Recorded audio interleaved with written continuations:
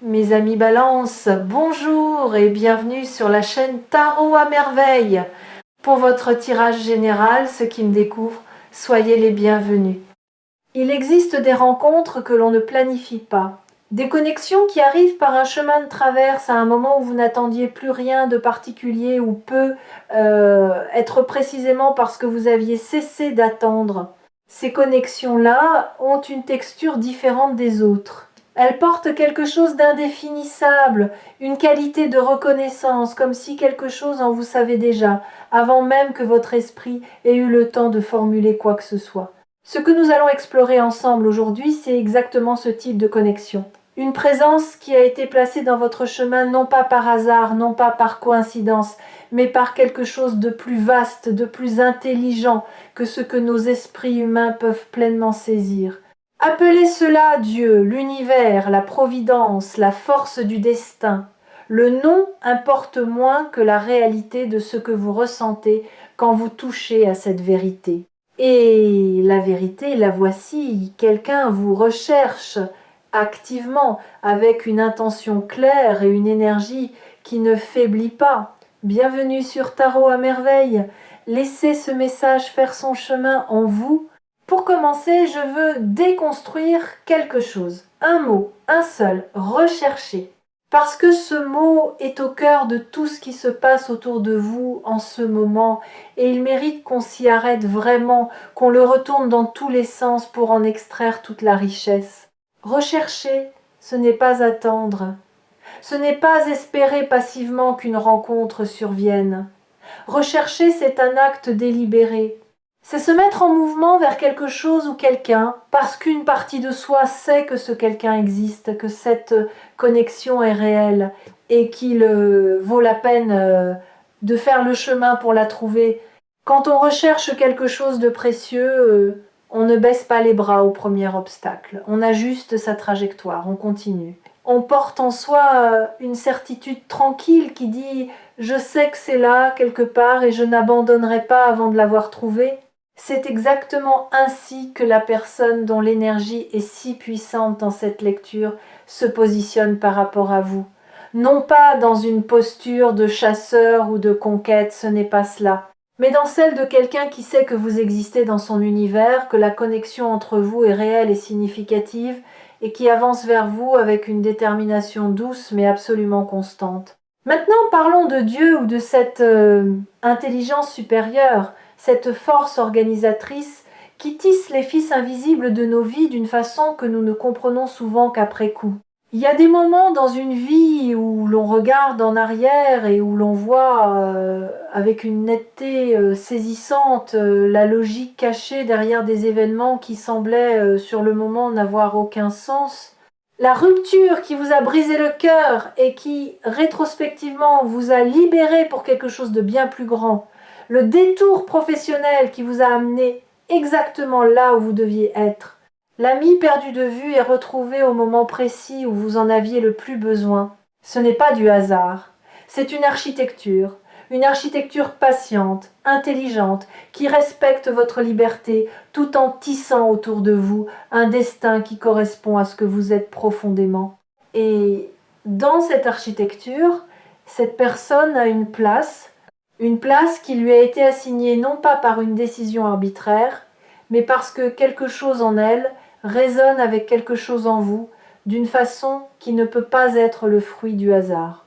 Vous avez été fait d'une certaine manière pour vous croiser, pour vous reconnaître, pour vous apporter mutuellement quelque chose que ni l'un ni l'autre n'aurait pu trouver ailleurs, de la même façon, au même moment. Je veux maintenant vous parler de ce qui se passe dans l'âme de cette personne. Parce que ce que je ressens n'est pas seulement une attirance superficielle ou une curiosité passagère. Ce que je perçois, c'est une profondeur d'intention qui est assez rare pour mériter d'être nommée clairement. Cette personne pense à vous différemment des autres présences dans sa vie. Vous occupez un espace particulier dans ses pensées, pas envahissant, pas obsessionnel, mais persistant. Comme une note de musique qui continue de résonner longtemps après que la mélodie s'est arrêtée. Elle peut être en train de faire une chose tout à fait ordinaire, préparer un repas, marcher dans la rue, s'endormir le soir, et quelque chose la ramène à vous, une sensation, une image, le souvenir d'une phrase que vous avez dite, d'une façon que vous avez de regarder les choses. Ce n'est pas elle qui cherche à vous y ramener, ça arrive tout seul. Et c'est précisément le signe que cette connexion dépasse la dimension purement choisie ou construite. Elle est inscrite quelque part de plus fondamental, dans quelque chose que les traditions spirituelles appellent l'âme, et que la science n'a pas encore tout à fait les mots pour nommer. Il y a une question que je veux poser ici, non pas pour vous mettre mal à l'aise, mais parce qu'elle est au cœur de votre prochaine étape. Est-ce que vous vous sentez cherchable? C'est une question qui peut sembler étrange au premier abord, mais réfléchissez-y un instant. Est-ce que vous croyez vraiment, dans les couches les plus profondes de votre être, que vous méritez qu'on vous cherche, qu'on fasse le chemin vers vous, qu'on vous choisisse encore et encore, même quand ce n'est pas facile, même quand la vie apporte ses complications? Parce que parfois, et ceci s'adresse à beaucoup d'entre vous en ce moment, la plus grande barrière n'est pas l'absence de la bonne personne. C'est la difficulté à croire que nous sommes dignes d'être trouvés. Quelque chose dans notre histoire, nos conditionnements, nos blessures passées, a semé cette graine de doute qui chuchote. Et si je n'étais pas assez? Et si, quand il me connaîtrait vraiment, il repartait? Ce doute est humain et il est compréhensible. Mais je veux que vous entendiez ceci avec toute la clarté que cette lecture peut porter. Vous êtes cherchable, vous l'avez toujours été, et la personne dans votre destin en ce moment le sait mieux que vous. Permettez-moi de vous décrire quelque chose que je perçois très concrètement dans les énergies qui entourent votre situation. Il y a eu des moments, récemment ou moins récemment, où cette personne et vous avez été proches d'une connexion plus profonde, et quelque chose a retardé cette connexion. Peut être un timing légèrement décalé, peut être une maladresse, une peur de l'un ou de l'autre, un contexte de vie qui n'était pas encore favorable, peut être simplement que vous n'étiez pas encore prêts l'un pour l'autre de la façon dont vous l'êtes maintenant. Ces moments manqués ne sont pas des échecs, ils font partie du processus. Ils étaient nécessaires pour que vous grandissiez chacun de votre côté, pour que vous arriviez à cette rencontre pleinement, avec la maturité et la profondeur que ni l'un ni l'autre n'auriez eu avant. Ce que je vois maintenant, c'est une fenêtre qui s'ouvre, un alignement planétaire, humain, divin, appelez-le comme vous voulez, qui crée les conditions pour que ce qui n'a pas pu se produire avant puisse enfin se déployer. Et le destin, dans son intelligence particulière, a attendu précisément ce moment. Ici, sur Tarot à merveille, nous parlons souvent de destins amoureux, et ce qui rend cette lecture exceptionnelle, c'est la nature de l'intention portée par cette personne envers vous. Elle ne vous cherche pas pour combler un manque, elle n'est pas animée par la solitude ou la peur de rester seule. Ce qui la porte vers vous, c'est quelque chose de beaucoup plus pur, une reconnaissance, une sensation, au fond d'elle-même, que vous êtes quelqu'un d'important pour son chemin de vie. Pas de façon romantique et floue, de façon concrète, ancrée, réelle. Elle vous cherche parce qu'elle perçoit en vous quelque chose qu'elle n'a pas trouvé ailleurs. Une façon d'être dans le monde, une profondeur, une authenticité, peut être même une fragilité que vous cachez soigneusement, mais qu'elle devine et qui lui inspire non pas de la pitié, mais une forme de tendresse protectrice. Ce que cette personne veut vous offrir, c'est un espace dans lequel vous seriez entièrement visible et entièrement en sécurité au même moment. Ces deux choses ensemble, être vu et être en sécurité, c'est l'essence même de ce que l'amour peut offrir de plus précieux. Je veux maintenant parler de quelque chose qui touche à votre propre rôle dans ce qui se prépare. Parce qu'un destin, aussi beau soit-il, se vit à deux. Et vous avez une part active à jouer. Il ne s'agit pas de faire des efforts extraordinaires, ni de vous transformer en quelqu'un d'autre. Il s'agit d'une chose beaucoup plus subtile. Restez présent à vous-même. Continuez à vivre, à vous nourrir, à cultiver ce qui vous rend vivant, vos passions, vos amitiés, votre relation à votre propre espace intérieur. Ne pas vous mettre en veille dans l'attente de cette personne. Parce que c'est justement quand vous vivez pleinement votre propre vie que vous émettez l'énergie qui attire à vous ce qui vous est destiné. Ce n'est pas un paradoxe. C'est une loi spirituelle qui se confirme encore et encore. On attire ce qui résonne avec notre propre vibration. Et votre vibration en ce moment, quand vous êtes aligné avec qui vous êtes vraiment, est d'une beauté et d'une puissance remarquable. Alors continuez, soyez vous-même avec courage, faites les choses qui vous font du bien, prenez soin de votre corps, de votre esprit, de vos liens. C'est la meilleure préparation possible à ce qui vient. Il y a une dimension de cette lecture que je n'ai pas encore abordée et elle est importante, la dimension de la foi. Non pas la foi au sens dogmatique ou institutionnel, mais la foi dans son sens le plus nu et le plus humain. Cette capacité à continuer d'avancer même quand on ne voit pas encore où le chemin mène. À faire confiance au mouvement de la vie même quand les preuves extérieures sont encore discrètes.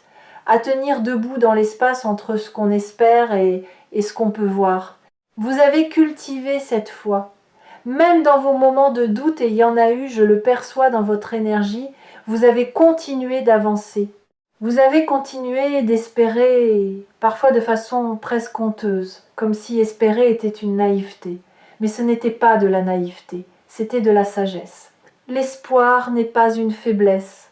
C'est la façon qu'a l'âme de maintenir une connexion avec ce qui lui est destiné, même quand la réalité concrète ne montre pas encore les signes extérieurs de ce destin. Et aujourd'hui, les signes arrivent. Parlons de ce que cela signifie concrètement d'être dans le destin de quelqu'un. Le destin n'est pas une cage.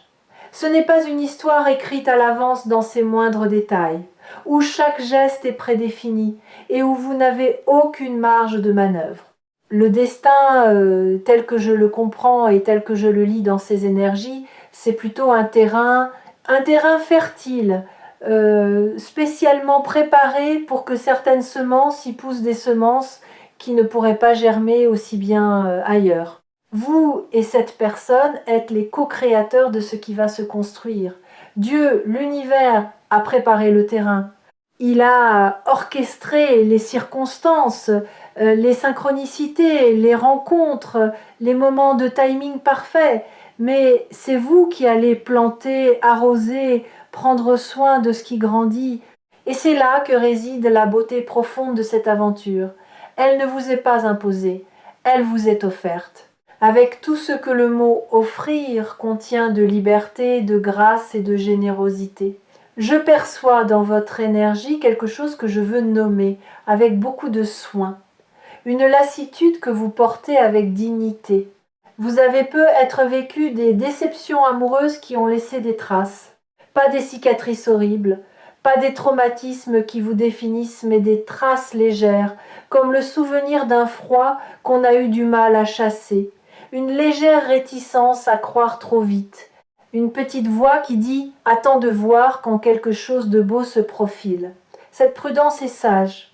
Et je ne vous demande pas de l'abandonner. Je vous demande juste de lui laisser un peu de place à côté de quelque chose d'autre. La permission d'être touché. La permission de laisser cette personne, son attention, sa recherche vers vous, vous atteindre vraiment. Pas tout de suite, pas en une fois, mais progressivement, comme on laisse entrer la lumière dans une pièce en ouvrant les volets peu à peu, pour que les yeux aient le temps de s'adapter sans être aveuglés. Il y a quelque chose d'extraordinaire qui se produit quand deux personnes qui ont été placées l'une dans le destin de l'autre se reconnaissent enfin. C'est pas toujours spectaculaire, ce n'est pas toujours accompagné de musique dramatique et de révélations fracassantes. Parfois, c'est une conversation qui dure plus longtemps que prévu et dont vous sortez en vous sentant étrangement complet. Parfois, c'est un silence partagé, qui n'est pas inconfortable, au contraire qui est habité. chaleureux, comme si ce silence disait plus que des heures de discours. Parfois, c'est simplement le fait de se retrouver à penser à quelqu'un au moment précis où cette personne pense à vous. Ces petits miracles de synchronicité sont les signatures du destin, les façons qu'a l'univers de vous dire « oui, vous êtes sur la bonne piste, continuez ». Soyez attentif à ces moments, pas avec anxiété, ni avec une loupe analytique, mais avec une ouverture tranquille. Ils sont là, ils vont se multiplier. Ce que Dieu ou l'univers ou le destin a mis en place autour de vous, ce n'est pas juste une rencontre romantique, c'est quelque chose de plus vaste. C'est la possibilité d'une vie dans laquelle vous seriez accompagné, véritablement accompagné, par quelqu'un dont la présence vous permet d'être plus pleinement vous-même. Parce que les bonnes présences dans une vie ne nous rapetissent pas, elles ne nous étouffent pas, elles nous donnent plus d'espace pour exister, pas moins. Elles deviennent une sorte de terrain sûr depuis lequel on peut explorer le monde avec plus d'audace, parce qu'on sait qu'on a quelque chose de solide à quoi revenir.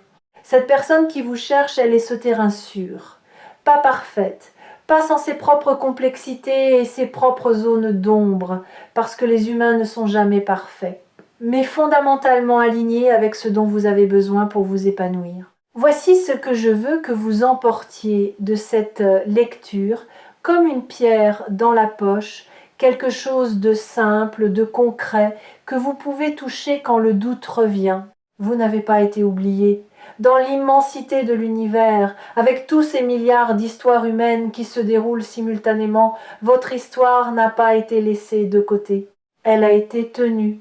Elle est tenue avec soin, avec attention, avec une intention bienveillante qui dépasse ce que nous pouvons voir de là où nous sommes.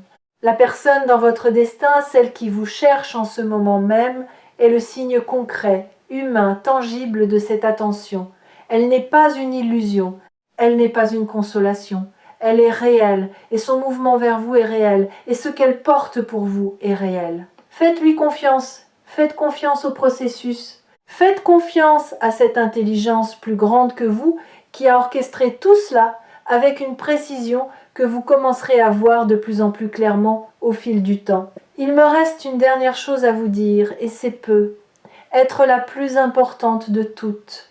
Ce que vous vivez en ce moment, cette lecture, cette reconnexion avec l'espoir, cette sensation que quelque chose de grand se prépare, tout cela n'est pas extérieur à vous.